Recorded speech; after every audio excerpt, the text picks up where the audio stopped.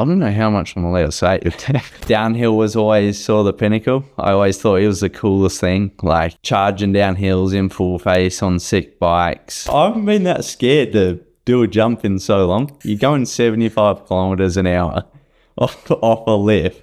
It's pretty mental feeling. I think the track's definitely a lot gnarlier in Wales. Yeah, and honestly, just watching all the earths with Sam in them, and yeah, it's pretty insane to be riding with him. So he's just your mate there, who's also Steve Pete, who's helping you with lines, you're having a good time with. Another one I'd change is let teams like Union back.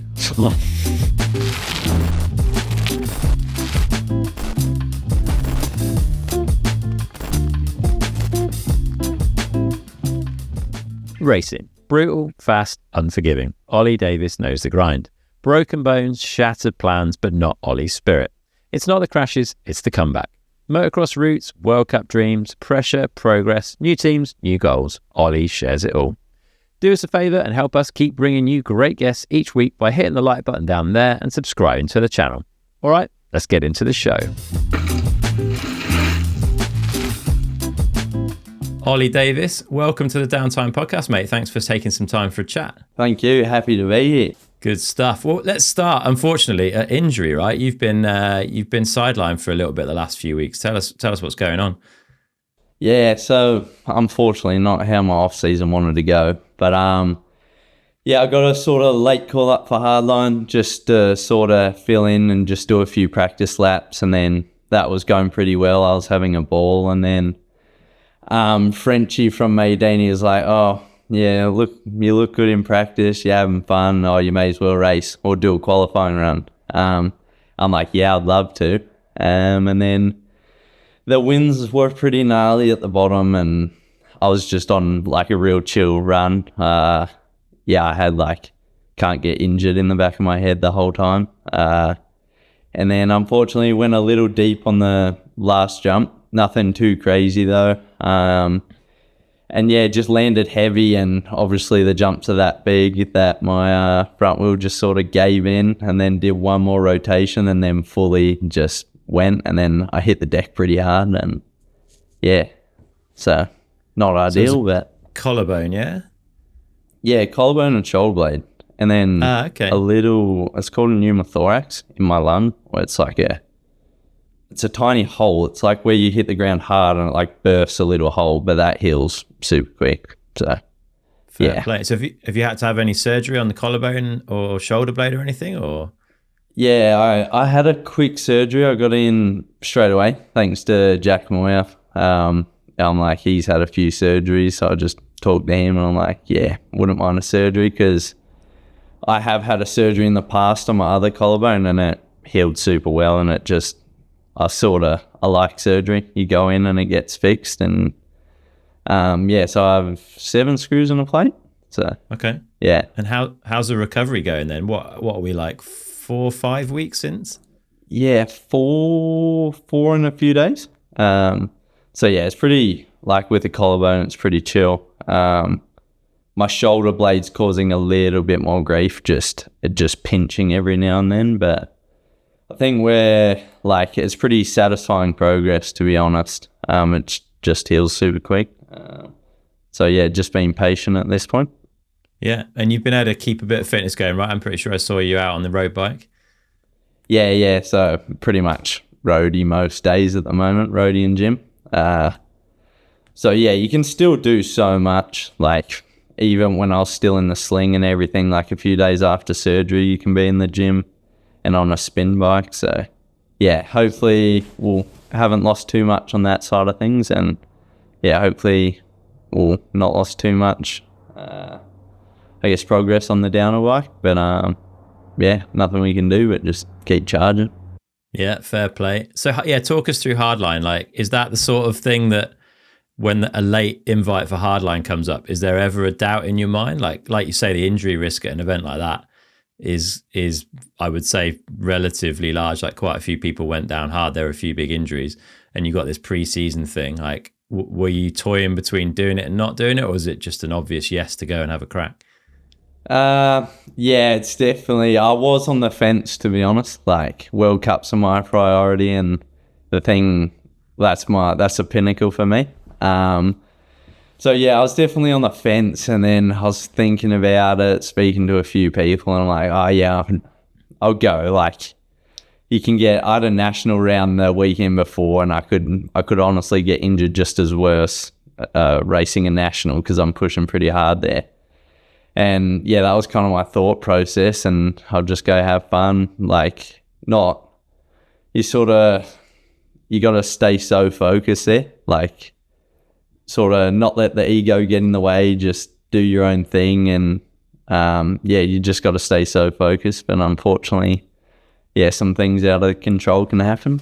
I was definitely on the fence a bit. What was it like getting to grips with the track then? I think people are pretty helpful, right? Everyone's kind of working together, but there's some big features to get through. Yeah, that's it. I haven't been that scared to do a jump in so long. Like, you're going 75 kilometers an hour off a lift. It's pretty mental feeling. But it was pretty cool. Like, most of the people there were there the year before and know how the features work. And luckily, I know Dan Booker, and he's pretty handy on the bike. He was sort of towing us into things, and everyone was super helpful. Stash Base Rails is the ultimate way to store your bikes. You can get more bikes into less space. It's really easy to fit, it's really easy to use, get to whatever bike you want exactly when you need it. Downtime viewers get 10% off their entire order by heading to stashproducts.co.uk/downtime and using the code downtime, all in capitals, at the checkout. Upgrade your bike storage today. And a couple of riders there that you've sort of not crossed paths with, I guess, in your racing career so far, or maybe not raced up against, Sam Hill and Josh Bryceland on track. I'm guessing those were guys that you were looking up to when you were a younger guy. Yeah, 100%. Like, Sam Hill and Rat Boy, it was like a good Aussie crew. It was Booker, Troy, Will Hines, Sam and I, and we were sort of just working together as a bunch. It's pretty cool hanging out with sort of the older guys. And honestly, just watching all the earths with Sam in them, and it's pretty insane to be riding with him. And then Rat Boy's just the coolest dude. So that was my first time meeting him. No way. So we had some good laughs. It was good fun. Excellent. Would you take an invite to Hardline Wales then after your first Hardline experience in Medina? Oh, I don't know. Maybe. I think the track's definitely a lot gnarlier in Wales. In Tassie, it definitely, like, it's a big flow track almost. Like, the features are super techy, but I think it looks a bit safer than Wales. So I'd almost like to see the Wales track before I said yes. Yeah, fair play, mate. Fair play. Yeah, gnarly. Let's wind it back a little bit then and find out kind of where this all comes from. I think you grew up in Australia and you had a fairly heavy moto influence in the family, yeah? Yeah. So, we grew up racing moto, me and my brother. Did that for a few years, just having fun with it. And then I guess as you get older, things get more expensive. You're going through parts more, you're needing new bikes, more traveling and everything. And then my brother had a few injuries, and then, it was just getting expensive. So we're like, don't think we can really do it anymore. Kind of just faded out of doing it. Always had bikes, had like BMXs we rode around. And then, so it was always riding bikes. And then a few years later at school, my mate got a mountain bike. And then, in his backyard, we built a few jumps, and we were both actually sharing his bike, all the crew of us actually. We were all laughing on this one bike, and then sort of the next Christmas, I was just hoping for a mountain bike, and then got a hardtail, and went riding with him most days after school, and kind of just fell in love with it from there, to be honest. What's your local riding like there? Have you got stuff kind of on the doorstep? Yeah, we got stuff on the doorstep. It's like no downhill on the doorstep, but it's pretty good actually. It's just big XC loops. So yeah, it's super dusty, skatey, Aussie sort of sandy conditions. So yeah, good riding, good for fitness. Like it's good nowadays. I can go out riding for an hour and a half and not do the same track, like on the e-bike too. So yeah, I'm pretty grateful to have that spot right there. Was it natural then for you to go racing? Like, were you competitive? I guess having a brother and riding moto, there's a competitive element to things. Yeah, for sure. I think being a racer, like, you obviously got to be quite competitive. So, yeah, I always, when I got into bikes, I started watching it, obviously, started frothing, watching everything about them. But downhill was always sort of the pinnacle. I always thought it was the coolest thing, like just charging down hills in full face on sick bikes. And just hard riding. So yeah, that was almost my favorite thing. We'll start off doing enduro races. And yeah, was loving them, like having fun. You're out a full day on your bike with your mates, just having fun really, and going against type, which is pretty cool. And then I think I got a downhill bike for my birthday or Christmas, one of the two, and entered in national champs at Mount Beauty. And it ended up being the gnarliest track ever. Kids were struggling to get down. I was in under 15s. Mum and dad freaking out. And it got through that weekend and had the most fun ever. And then it sort of went from there, entered more races, and then you slowly progress and get better and start loving it more and more and getting more competitive. What was that first downhill bike then? I think it's your 14th birthday, right? Yeah. It was a Norco Aurum A1. Okay. That's what it was. Good start. One of those green and black ones. Awesome. And you kind of got adopted by some local riders, right? That were a little bit older and a bit faster. Is that right? Yeah. So I'm pretty lucky in the area I live. I have the two Zwar brothers and also Dean Lucas. And then just sort of all the boys from the bike shop, so kind of tied in with them as well. So I met them through, Darcy Wilkinson, a guy I always rode with that worked at the bike shop, like really good rider, introduced me to Dino. And yeah, obviously being a kid, I was frothing, like sickest thing ever. Look up to these guys, and went riding with him. And then sort of as I grew up a bit, he invited me on more rides. And then we ended up just kind of being mates, and he being my mentor. And I think we helped each other a lot. He helped me with racing and going away and being able to, I guess, ride on the weekends when mum and dad couldn't shuttle or take me and things. It was pretty cool having Dino. Still good mates with him as well.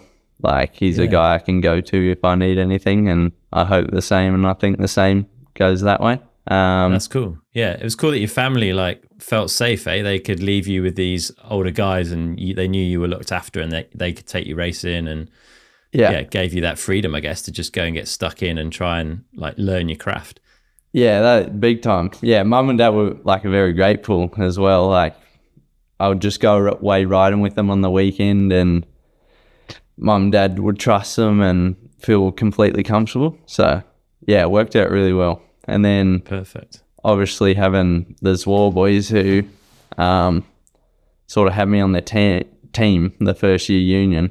So that was a huge step, and just living with the Zwar boys, they came brothers. Nice. So yeah. Some cool people locally. So before you kind of stepped out overseas, what was going on with you as far as what you thought you were going to do when you were older? Were you thinking about a regular job? Was there something you were working towards at school, or were you always kind of wanting to try and be a pro racer? I think yeah, from a young age, when I got into mountain bikes, like it was my dream to be a professional racer. That was sort of all I look forward to doing. That was my goal. And yeah, like obviously it can be hard because you need to start making money. So yeah, first year junior and a few years before, I worked at a local bike shop, and I work with my dad in construction. He does form work, so deals a lot with concrete and big concrete structures. So yeah, I worked with Dad a lot in the off seasons when I was first and second year junior and first year elite. So yeah, needed to make some money to afford to go overseas, and then obviously live when I'm back home. So yeah, it's honestly very lucky to have Dad there, so I could work with him, and I think it's super important getting a job and sort of getting an understanding of the real world and real graft. So yeah, I think it just keeps you humble, honestly, and makes you realize how lucky we are to do what we do. 100%. So yeah, I'm so grateful for that, and yeah. Good stuff. So yeah, the Zwar brothers have been, I guess, pivotal in a way, right? And they were looking to put something together for their own World Cup chasing, and Joe Bowman got involved, and the union sort of formed, and you got an invite to travel and be part of that, and for your first year junior. Like, do you remember that conversation when they started talking to you about it? It must have been a pretty exciting time. Oh, not too much. I remember talking with Ollie, because obviously I was riding with him on the weekends, and Benny. So it's sort of like a bit of a process. So it wasn't like one big ask out of the blue. But yeah, when he said it was going to be official and they're going to officially have a team, it was a pretty cool thing. Like, I actually didn't really know what I was getting into. I knew I was racing World Cups, but I'd never been on a plane before, never been to Europe. So yeah, it was a big step, and yeah, I was just frothing. Yeah, so 2021, you're on that plane, and I heard Ollie Zwar say you'd never even heard anyone speak another language at that point. So when you heard someone speaking German at the airport, you were kind of freaked out. Yeah, 100%. Like, hop on the plane, don't know what a plane is, like flying on this thing, it's sick. And then, yeah, arrive in a new country, and there's just new languages, can't read things, learning how to use Google Translate. Things like that. So yeah, it was a big shock, but like thrown in the deep end, I think it's the best way to learn. Yeah, and you based yourselves out of Morzine, I think, that first summer. We'll talk about the World Cup racing element of that in a minute, but like, other than the racing side, like, how did you spend your time in Morzine? We had our base in Morzine. We had Bike Morzine helping us out with accommodation, which was huge because the sort of low budget on the union. So yeah, I think honestly I was just riding pretty much every day. And then when the boys would go to the gym and stuff, I didn't have a trainer or anything. I did a bit of gym when I was home. But yeah, when the boys would go to the gym, I'll go gym with them and just tag along with what they were doing, but mainly just riding every day. Do you think it made a big difference to your riding? I'm guessing it's quite different riding to what you've got back home. Yeah, definitely. I think I definitely struggle with a lot going to Europe. Back here, we actually have no steep berms and like berms where you're actually fighting G-force. So when I got over there, I was struggling so much with massive holes in berms and everything. So yeah, that was a big learning curve for me. And then also just everything being so much steeper and it raining all the time and track conditions changing. So yeah, big learning curves on that front. But yeah, I think it was huge for my riding skill-wise, especially just riding for fun. Plenty Steep seems to have brought a few people on, right? There's a few World Cup riders that have cut their teeth on that bit of hillside. Big time, like Ben one, just laps at makes his own loan was. Yeah, for sure. So you've raced a decent amount back home at this point, but suddenly you're in Europe at your first ever World Cup. How was it? What do you remember from that first big event? Yeah, I remember it was cool. Like with the wars, they were showing me everything to do. They were showing me what's wrong and right, really. And then, yeah, going up for practice runs, the track was so gnarly. It was a wet year in Leogang, and I wasn't even stressed or that nervous. I was just having a good time, honestly. Just figuring out the track, because it was more hard to ride. Like, I was focusing on being able to actually ride it than ride past. So I remember that was tough. And then rolling around to, I guess, qualifying. And I think that's still probably the most nervous I've ever been, sitting in the start gate of Leogang. Like, you watch World Cups from there your whole life, and then you're in the gate at 16 years old. And then, anyway, dropped in, had a shocking run. It was horrible. Crashed, like crawling around. And then, I think I qualified like 20th or something. So got in. I was stoked. Get to go again tomorrow.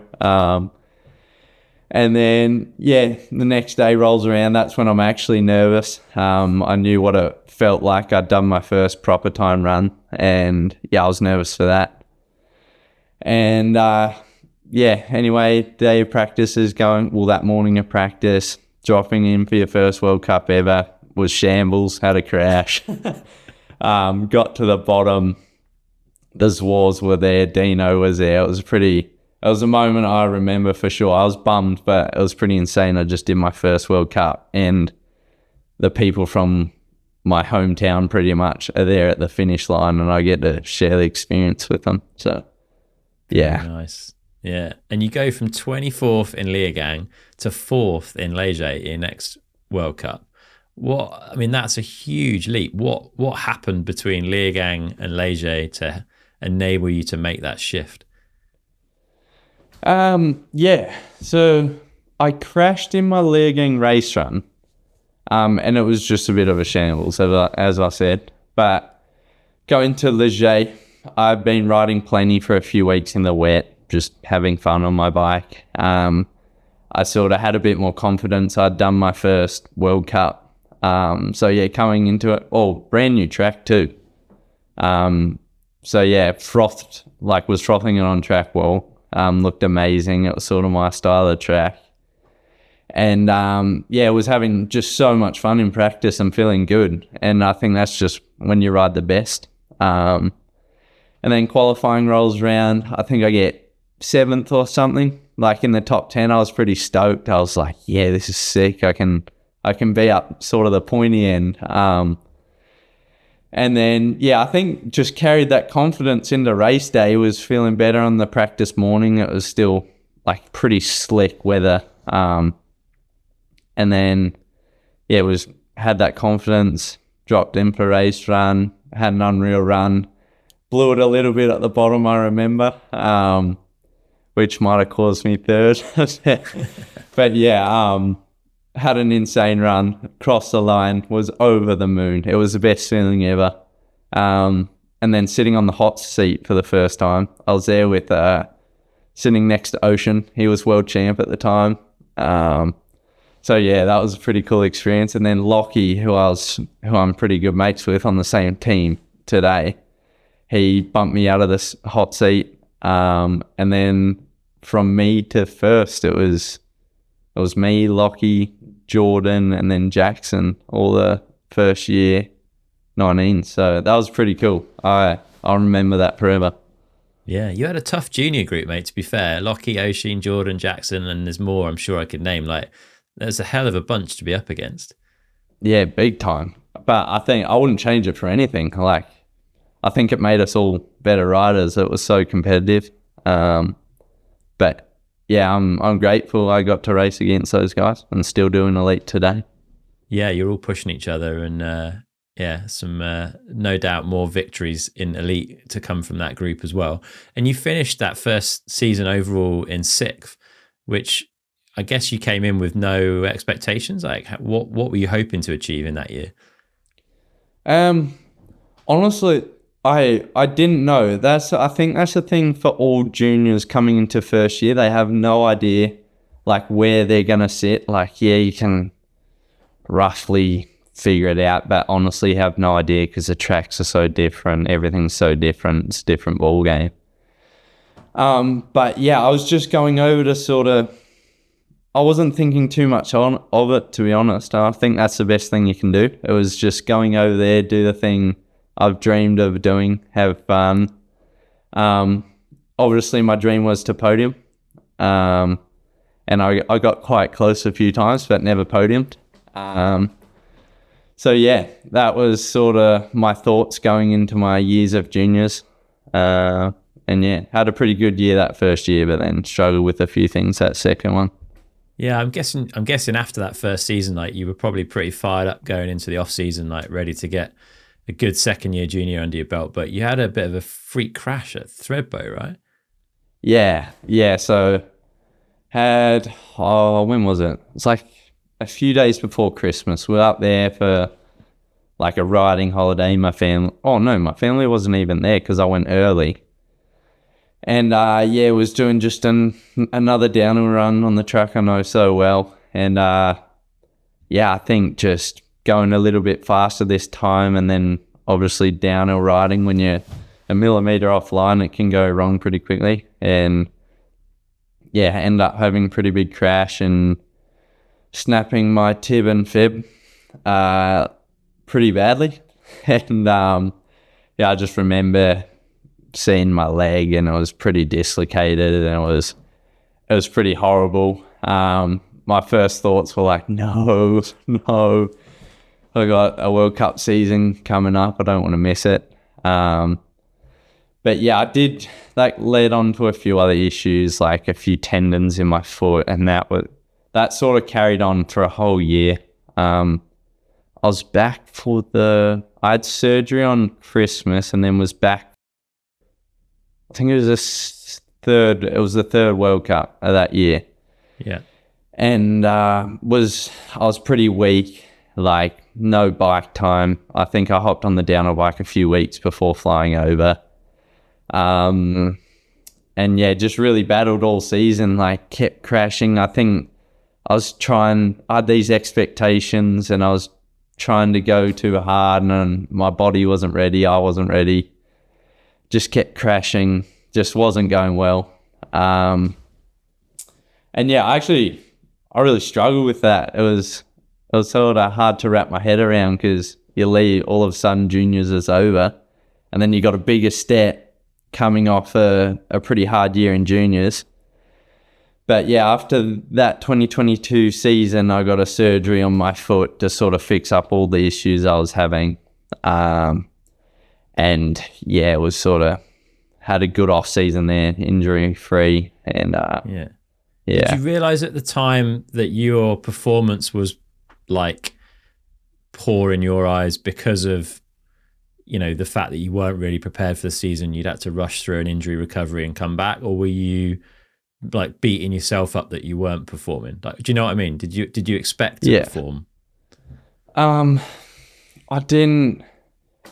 I don't know. I was beating myself up so much. I think I was just hoping I could have been back to like where I could have been. And I wasn't really looking that I couldn't really see that I was so weak and wasn't ready. I couldn't see that, and I just kept trying and trying and trying. But yeah, it just wasn't working. I was rushing into it, and yeah. But that surgery helped out. And then, like you say, you've got this big leap up into elite, which is a challenging time for any rider to make that leap. And I heard Ollie as well say you can be a bit of an overthinker on occasion. Is that fair? Yeah, definitely. I think that year caused it a lot, maybe in 2022. Because I came into that next season like overthinking, stressing. I was stressing so much. Like, this is my dream. I want to make it happen so bad. And I think that's the thing I've learned, say the past 3 years of racing in elite. I've learned to sort of, you can only do the best you can, and that's what you can do. You can work as hard as you can and do your best, and that's what you'll do. You can't change some things. So yeah. Have you had any like help on that overthinking side of things, like sports psychologist or anything, or is that stuff you just kind of work through yourself? I think I worked through that stuff on my own.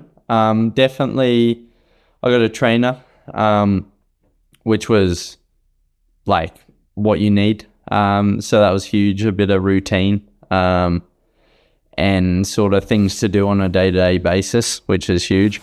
But I worked through the mental side of things pretty much on my own. Like, obviously with my friends, like the Swars, Dino, my family. But yeah, didn't have a psychologist back then.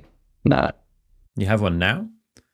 Yeah, I've one now, and it's as important as a trainer. Like, interesting. Your mental game's got to be just as strong. So yeah. How long have you been working with them?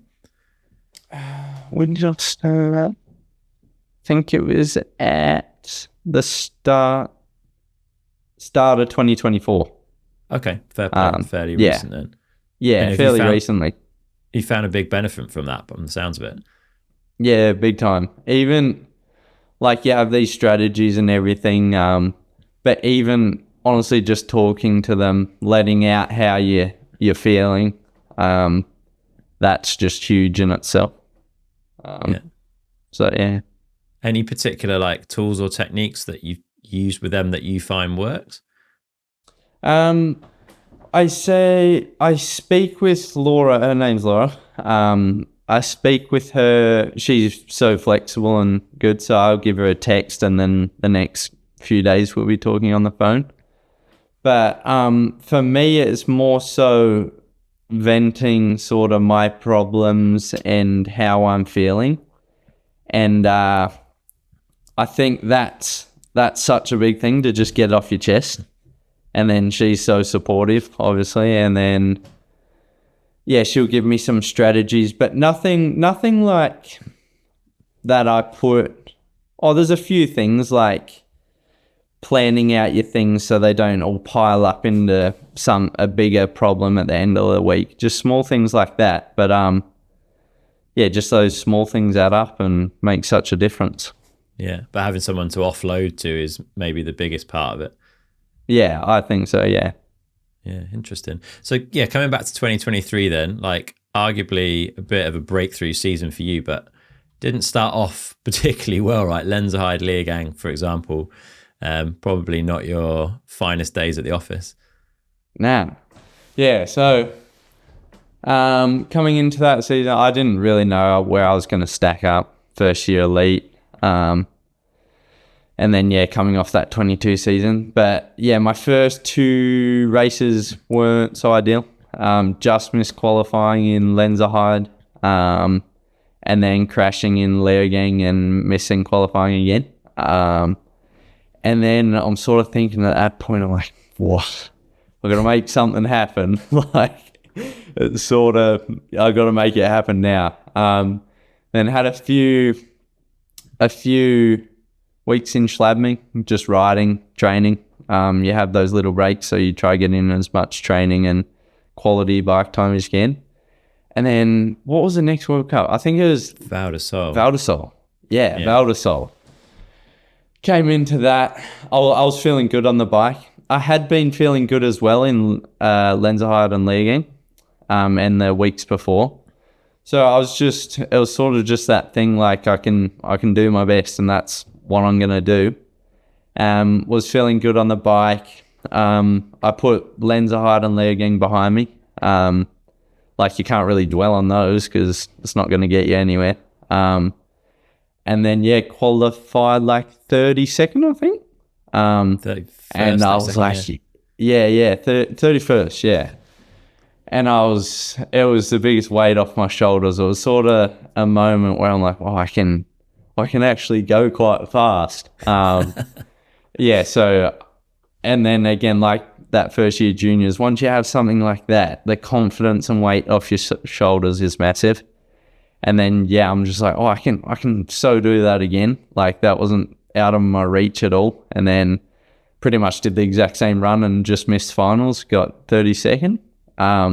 Even though I missed finals from what I came from at the start of that season, I was like, I couldn't be more happy. I was so happy and confidence was high, and I just couldn't wait for the next race, really. Yeah, you built some momentum from there. I think we were off to Fort William next for World Champs, and you took away a 20th, which 20th in the world sounds pretty nice, huh? Yeah. So first time at the Bill, it's a pretty intimidating track, like probably the most iconic. And yeah, it was just honestly, again, just having fun on my bike in practice, not overthinking it. Confidence was high. Had a good quali. I think I was 28th or something.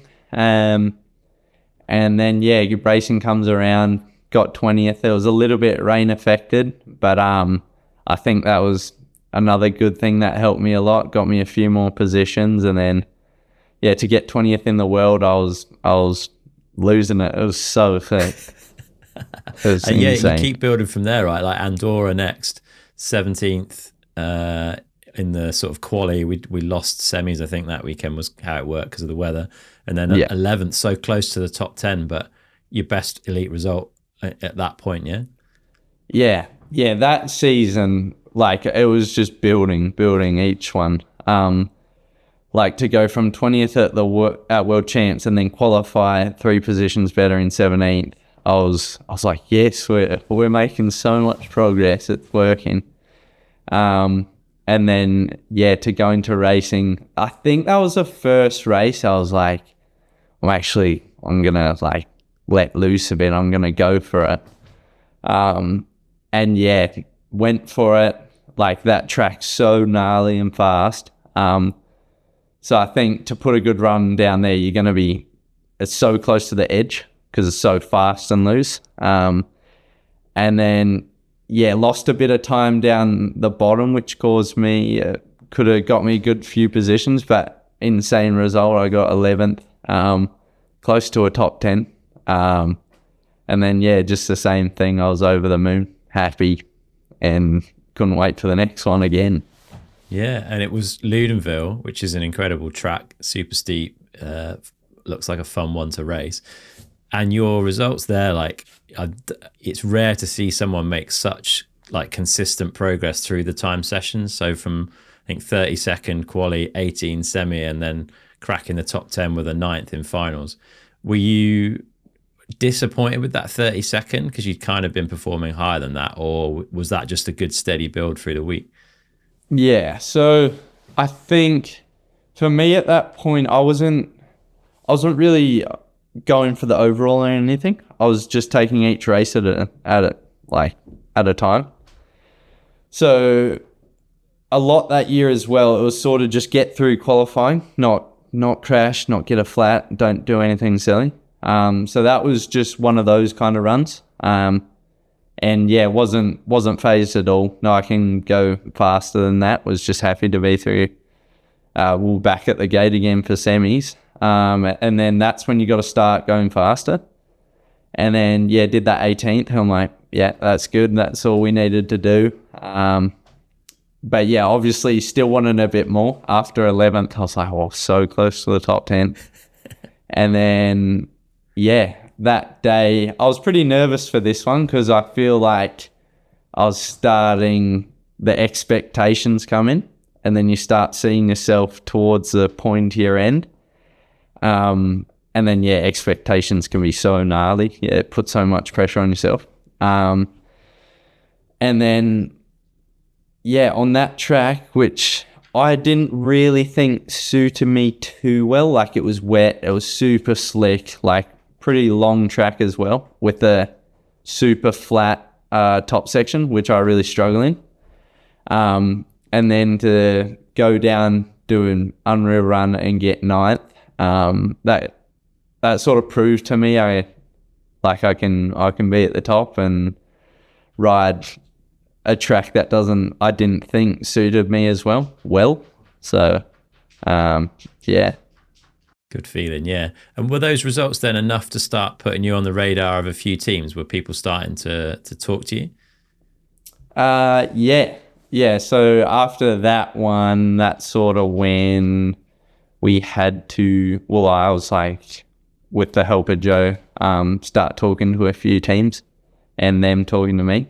And this was so alien to me. Like, to go into one of these big tents and go talk to a manager I've hardly met before, like more nervous than any race run in my life, like so gnarly, and I didn't know what I was saying or anything. So yeah, to go into a tent and do that was a pretty big step, like thrown in the deep end, best way to learn. So yeah, it was pretty surreal feeling, sort of speaking to teams as well and getting recognised. Yeah, it must have felt good. And you signed at the back of that season with Commensal Schwalbe, I think, right? I'm guessing you must have been pretty stoked. Yeah. So signed with them, and yeah, it was pretty cool feeling, like getting paid to race your bike. That was a milestone, really. So yeah. Yeah, so you've I guess made it in your eyes, right? You're getting paid to ride. You've got this offer from a big new team.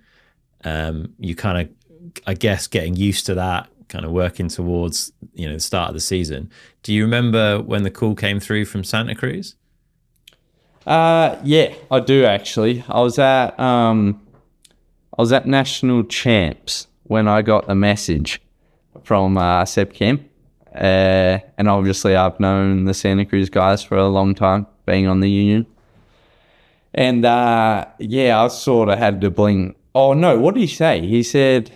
I think he said, would you be around for a chat, or how's things going at the moment? I said, yeah, good. And I thought, oh, this is funny. Just Seb checking in. Oh, this is nice though. Like, just, yeah, must be just checking in on things. And then, yeah, a few days later, he came through with this massive message saying, obviously, Jackson's injured for a lot longer than we thought. And we want you to, like, fill in his spot for the season. And I was just like, what on earth? I got national champs. I got a race on the day I got that message. I got that message the night before racing. And then I'm like, nice. What on earth? I didn't even text him. I just left it. Obviously, being doing national champs, trying to go fast, got that in my head. I'm like, what on earth?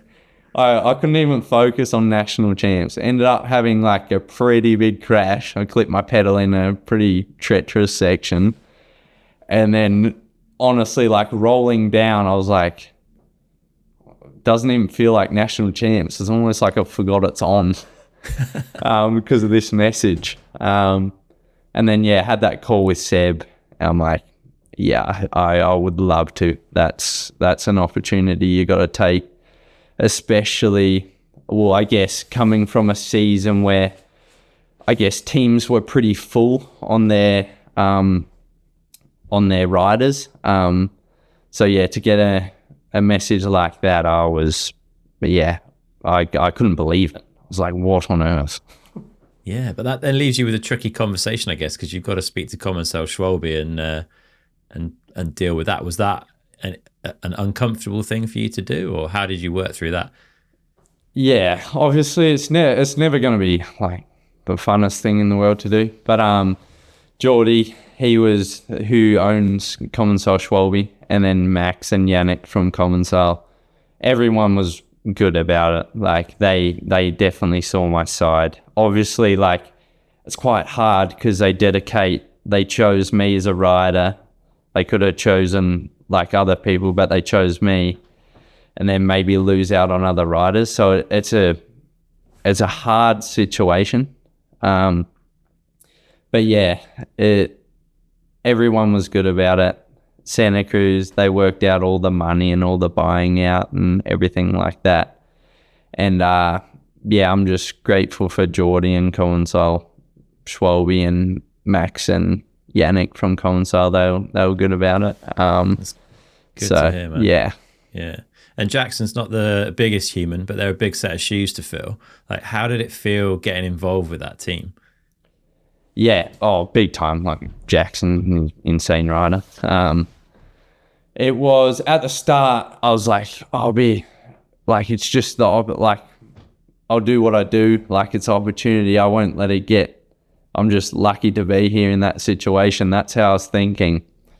But sort of once you get to I did a team camp with them in San Remo and everything. Obviously I've known the Syndicate guys for a while and I'm good mates with everyone, like all the mechanics, Steve, everyone there. But the pressure kind of starts rolling in because you're in this tent. You got your mechanic that's dedicating everything for you. They're like, you want to try this, you want to try this, you want to try this. And anyway, I'm just getting the gist of the bike. Even though I was on the same bike, it felt like the bike felt so different to my old V10 and the things I was running on it. So that was the biggest thing, changing to a new bike super late. So yeah. Big change. And also a lot of media attention that comes with it, right? Like the Union is a popular team, but Santa Cruz Syndicate is just one of those teams that draws the media in, and I'm guessing that must have felt different. 100%. Like it's all over Pink Bike. It's on the socials. But yeah, I was just trying. I wasn't really looking at it. I was just over the moon for that opportunity, as I said. So. Yeah, a lot of eyes on you all of a sudden too. Yeah, and then you had like a chunk of that season where Nina was injured. Laurie was having health issues, which kind of at some point meant you were the main guy representing, right? I'm guessing you weren't expecting that when you initially signed up for that year. No, definitely not. That was pretty gnarly. Like to sort of be like kind of more eyes on you, sort of. I did struggle with the pressure of that a bit. So yeah, that was hard. Like Laurie having his health issues, like so gnarly what he was going through. And then yeah, Nina had her elbow issues. So yeah, it wasn't in the best spot, like Jackson being out.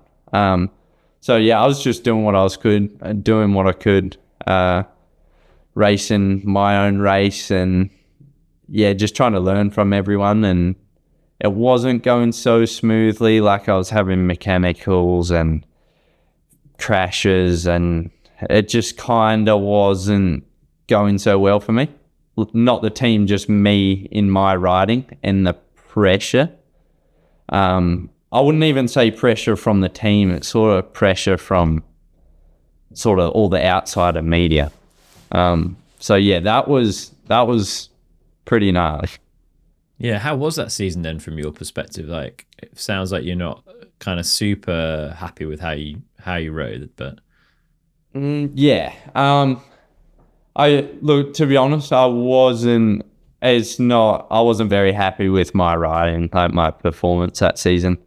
I did get my best result, which was cool, and that was I was pretty stoked to get that season at World Champs too. Yeah, 8th place at World Champs on a track like that, you've got to be happy with that. Like that's not an easy track to find time on, right? Yeah, that's it. And Woody and we did a few weeks in Andorra, and I was riding well in the dusty, loose conditions, and that's where the bike was feeling good. So yeah, I was pretty stoked to get that result. But in the gnarliest thing, I think, is when this pressure comes in, and then pressure from yourself, and then also the expectations on yourself. And then you're sort of always stressing, not always stressing, but you always have these expectations and not really living in the moment, sort of realizing where you are and what you have and what you're doing. So I'd say I was struggling to see the enjoyment side of it as much as the previous season. Like I was still loving riding my bike. It's just I was struggling with the expectations I was putting on myself, and that was costing me a lot of races, and I wasn't riding well. And yeah, I just struggled with that a fair bit that season. Yeah, obviously you kind of broke through that a bit to some extent in Andorra, and you got that result. You put the hard work in and achieved it. Did you struggle to kind of take momentum away from that? Like, did that, because in previous seasons you've had these, like, you get a good result, suddenly you start to feel better about life, and the enjoyment comes back a little bit, and the confidence comes. But that it didn't really happen after that Andorra Champs, right? Yeah, that's it. Like, yeah, it was funny compared to the year before. I was sort of carrying that momentum, but it didn't really seem to be the case. My speed was solid all year. Like I was riding good, I would have good splits, but then crash or get a flat or a mechanical or something like that. So it's not like I was riding bad, but I was sort of struggling to find that next step where I kind of needed to be. And so, yeah, that was hard. I was struggling with the bike as well. Sort of hopping on it, quickly finding a base setting, and not really being able to venture far out with the suspension and things like that. So I did struggle with that a little bit. I just wasn't gelling with it as much. And yeah, so. Fair play. I'm guessing you've learned a lot from that season though, right? You had Woody as your mechanic, like experienced guy, full-time dedicated to you. You got Steve Pete on the hill and in the pits kind of helping you out, who has huge amounts of experience. Like, it must have been a good learning year, even if the results maybe weren't exactly what you were after. Yeah, definitely. Like having your dedicated mechanic, because that was the first year I had a dedicated mechanic. And yeah, being able to travel with him, go try things, work on things, is huge. Like it's massive. And then having someone like Steve Pete, who you're hanging around, who's honestly just seems like more of a mate because he's that good a person. So he's just your mate there, who's also Steve Pete, who's helping you with lines you're having a good time with. So yeah, that's pretty special. And then like you have Laurie, Nina, those guys to learn from. They've been at the top for a long time. And then, yeah, it was, even though Laurie was like pretty like sick, you'd say, we gelled together very well. We were riding together still as much as we could. And yeah, he was sharing all his information from like his career. So yeah, I'm grateful for that. And yeah, I had a lot of fun with the crew. Good stuff. Was there an option for you to stay at Syndicate? I know obviously Jackson's back, but they have grown the team a bit this year. Yeah. Yeah, there was. Yeah, they did offer me another ride on the team for the next 2 years. So I thought that was a pretty get another opportunity to go again, even when you didn't do your best. So that was pretty cool. Yeah, it shows they believe in you, eh? Yeah, that's it. Yeah, but obviously the offer at Trek came about, and that's the one you decided to go with. Like, what was it about that offer that made it stand out? Yeah, obviously, like, two insane teams. It was a hard decision. I think being sort of brand, like a new face of Trek, like a new start, all new riders. Obviously Sasha's been there, but yeah, all new riders, new bike. That was a pretty big one for me. And I like the way Trek are so into the development of their bike. That's one of the biggest ones for me. So we get so much say in that bike and how we want it. And so it was a hard decision, but Like respect everyone. Yeah, I went with Trek and yeah, pretty happy with how it's going, and the bike's amazing and team's cool, and yeah, it's all going really well. And on the team with Lockie, who's one of your good friends, I think, like, did that factor in the decision, like having the good people around you, I suppose? Yeah, obviously that's a big one for all in team environment. So yeah, having, like, it's pretty insane when you think about it. Like, that was Lockie and I dreamed to be on a factory team together. So yeah, that was a bit of a factor. We were talking about, and we're like, oh, wouldn't it be insane to be on Trek together? And yeah, that was a bit of a factor, yeah, for sure. Yeah, oh, fair play. Yeah, so brand new bike for this season for the Trek team. What can you tell us about it? You've obviously spent a bit of time in it. I think you had a California test camp late last year. Yeah. Yeah, so got it in December, so put a bit of time on it. Yeah, honestly, when I flew home from Wisconsin with one of their team bikes, like the old looking one, but the team build. And yeah, gelled with it. Like, first ride, I was like, why does it feel so comfortable? And I was just riding well and having fun. I'm like, this is insane. And then I was going to team camp, like, oh, I feel good on this bike. And then yeah, rocked up to team camp, and then Dylan, the engineer, was there. That was the first proper time. Well, that was the first time the team was all together riding and working together. And then yeah, hopped on that new bike, and yeah, it was a little bit different. So obviously when you change bikes, it's not going to feel, well, it can feel amazing straight away. It felt solid. And then we worked on a few things, Roydie and I, and yeah, we got it feeling pretty dialed, and then flew home with it. Had to change a few things to get it sort of more suited for home, but overall, like, over the moon with the bike. It's working well. Rock Shocks is, I'm loving it, and what we can do with that suspension. So yeah, bike's working amazing. Nice. You've got quite a few things you can play with on that bike, yeah? They've built in quite a lot of kind of adjustability and things you can swap out and change. Yeah. Yeah, so... What sort of stuff have you been playing with then? They have... I don't know how much I'm allowed to say. But yeah, we're playing with the progression rate in the shock, and then main pivot locations. So that's a big one. That changes how the bike rides so much. So we have 3 positions. So yeah, playing around with that, and it's pretty cool. You can make it sort of bike specific for the track. You can put it in this mode if you want it for this track, for better in straights and rougher, or if it's sort of tighter, more technical, you can have it in this setting. So yeah, that's huge. Yeah. Have you tried the mass damper? I know Matt Walker's been playing around with that. No, I haven't.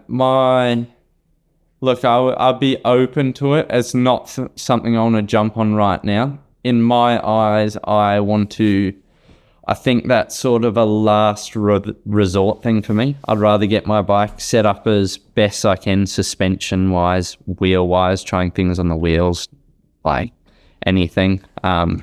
So for me, that's more of a final step thing. And yeah, I've suspension to work on and things like that for now. So yeah. Fair. How long do you think it will be before you're back on the downhill bike then? What's the latest prognosis on the injury? What is it? I'd say another 3.5 weeks till I'm on the downhill bike, I'd say. Okay. Not too long then. Not too long at all. Like, with how I was feeling right before I crashed, I'm not stressing or anything, because I was feeling I was riding some of the best I have in a long time, and the bike was working amazing. So it was good to sort of leave that there, and then I have my injury and I can just go back to a good bike, the bike working well, and me knowing I'm riding well at the moment. So, yeah, I'm not really stressing at all. Obviously, it's not ideal, but yeah.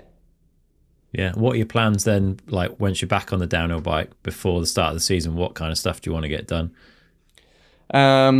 So I'll ease back into it. Not going, I think, too trigger happy straight away, but yeah, ease into it. So first few weeks, I'll probably hang around. The month I'd say I'll be just at home, riding my local like Football and Bright, which are still pretty good tracks. And then, yeah, just sort of I don't feel the need to change too much at the moment. Like there's a few things in my head I want to try, but I'm like the bike's feeling amazing. So yeah, have the month at home, and then we'll head away before the first World Cup to get some extra riding in, and then maybe try a few things there with Daniel, and yeah, go from there, I think. So just at home for the month. Yeah. Any big races ahead of World Cup or? Not any in there. I don't think so.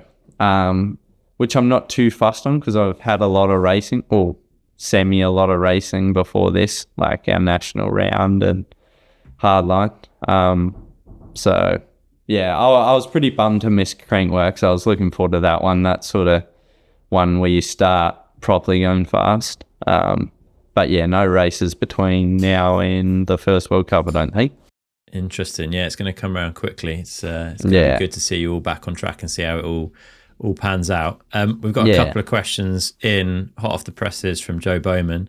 The first of those, he says, tell us about your bunk bed in the van mission with Lockie in 2024. Oh, dude. Yeah, so when I forget after what World Cup it was, I think it was after Leogang of Valdesol. We had two mates from where I live. Two of my best mates. They were coming over, privateering it. So they were in a van. They were doing like 4 months in this Fiat van with IKEA bunk beds stacked in it and all their stuff in this van. And Lockie and I we want to be schlabbing. We don't really want to book accommodation.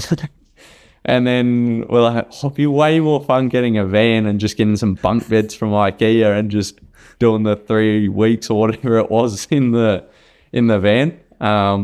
So yeah, I think that was a fun experience. We had good bonding time, a few scraps. I think we got pretty sick of each other by the end of it.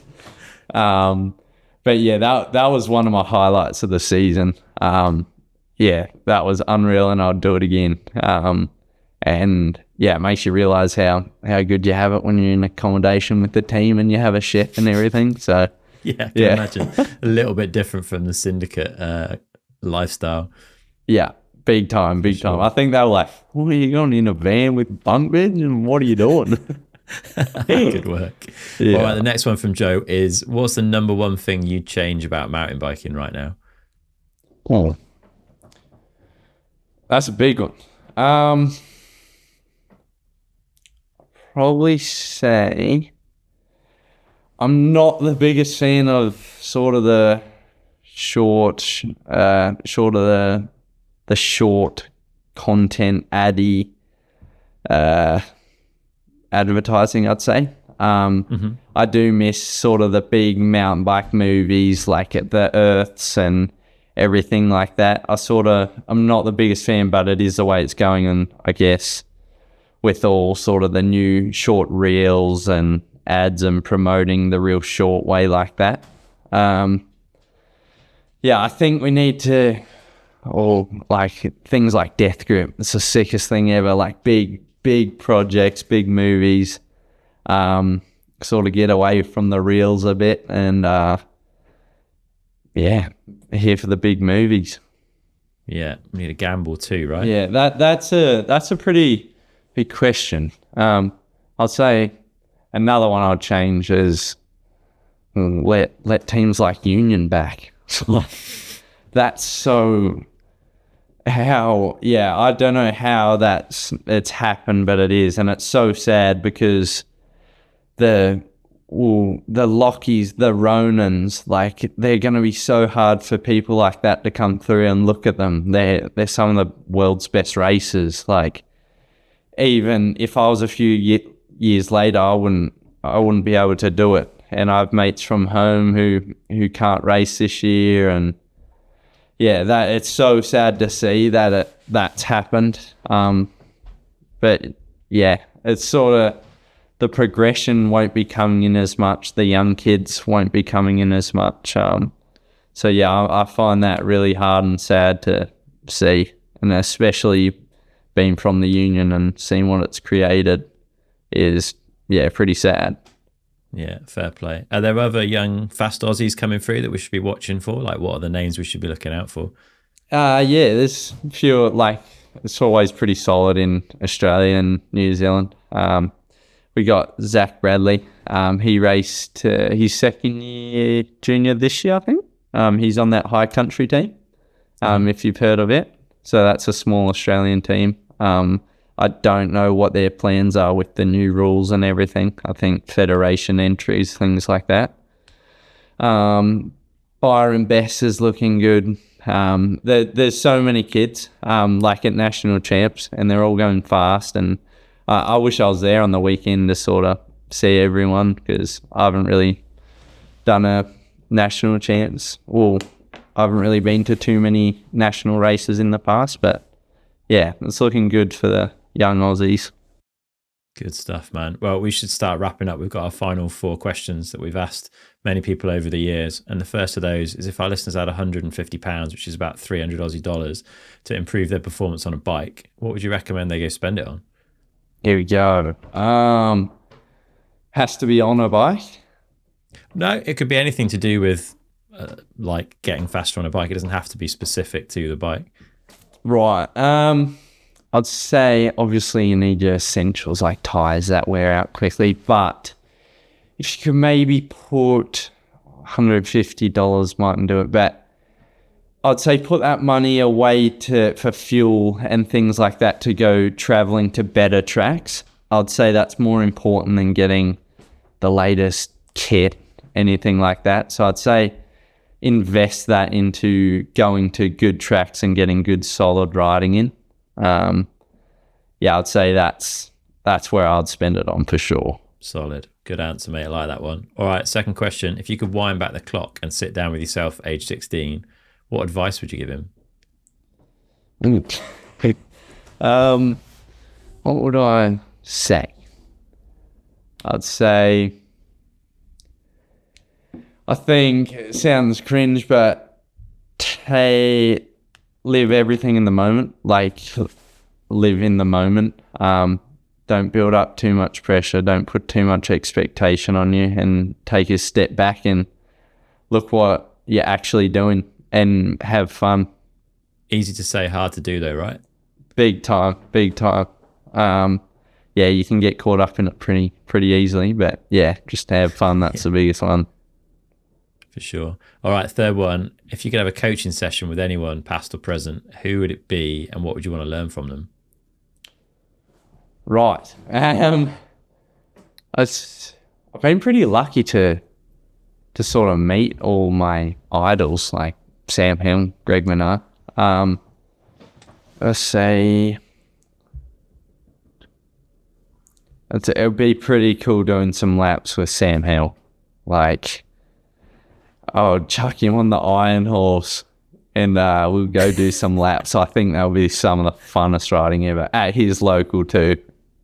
I'll probably say doing some laps with Sam Hill and just following him. A lot of people have said Sam Hill, but no one so far has said they wanted to put him back on the Iron Horse. I like that addition to that one. Oh, dude, that's him in his prime. It was sick. That is classic Sam Hill for sure, yeah. All right, last one, mate. What is something that you do every day that you feel benefits you?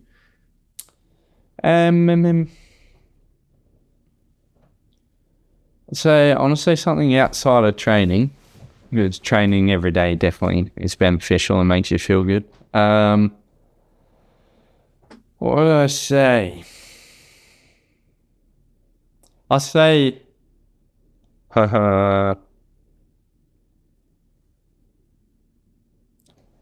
probably, I don't know, being strict with your diet and eating proper meals at proper times a day. I'd say that's beneficial and makes you feel good.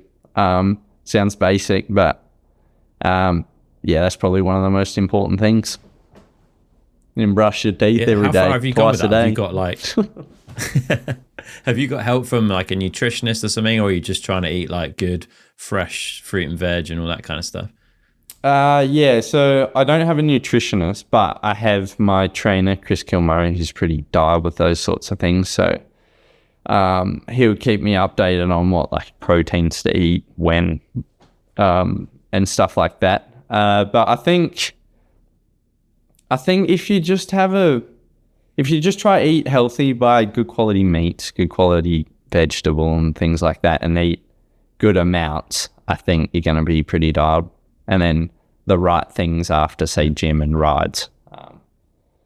So, yeah. So you're getting plenty of protein in after rides then, like, and carbs as well, I guess, like a bit of a mix. Yeah, so eating well while riding, having your carbs while riding. That's a thing I'm working on the moment to get better at, because sometimes when you're riding, the last thing you feel like is eating a dry Cliff Bar or gel or something like that.